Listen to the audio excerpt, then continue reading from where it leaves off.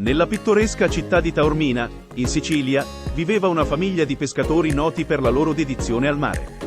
Tra i membri più rispettati c'era Antonio, un anziano pescatore con occhi profondi e mani callose. Un giorno, mentre Antonio e suo nipote Marco si preparavano per una giornata di pesca, un vecchio amico li fermò sulla spiaggia.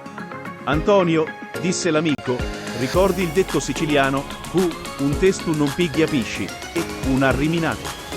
Chi con un lenzuolo non pesca, è un disperato». Antonio sorrise, comprendendo l'importanza del detto. Decisero di aggiungere un lenzuolo alla loro attrezzatura da pesca, sperando che portasse loro fortuna. Mentre lanciavano le reti nel mare azzurro, la giornata iniziò lentamente. Ma quando tirarono sulle reti, furono sorpresi dalla ricchezza del pescato. Grandi tonni e colorati pesci riempirono la loro barca. Il lenzuolo, aggiunto con scetticismo, si rivelò essere un talismano fortunato. La notizia si diffuse rapidamente nella piccola comunità, e il detto siciliano prese vita in quel momento. Antonio, Marco e il lenzuolo divennero leggendari tra i pescatori di Taormina, insegnando che talvolta è necessario provare qualcosa di nuovo per ottenere il successo desiderato.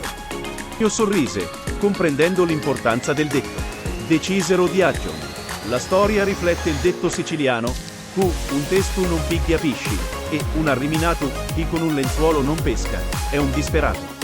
Il profondo significato di questo detto sottolinea l'importanza di adottare approcci innovativi e creativi di fronte alle sfide della vita. Nella narrazione, aggiungere il lenzuolo alla normale attrezzatura da pesca simboleggia la volontà di provare qualcosa di diverso, nonostante l'iniziale scetticismo. La fortuna che segue rappresenta il successo derivante dall'apertura a nuove idee e approcci, anche quando sembrano insoliti o controcorrente. In un contesto più ampio, il detto incoraggia a essere aperti al cambiamento, ad adattarsi alle circostanze e a cercare soluzioni creative.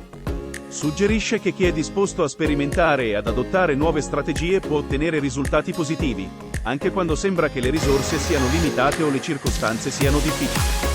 In sostanza, il detto invita a non essere disperati di fronte alle sfide, ma piuttosto a cercare soluzioni innovative e a essere aperti alle opportunità che possono emergere dall'adottare un approccio diverso. Il video finisce qui. Spero ti sia piaciuto.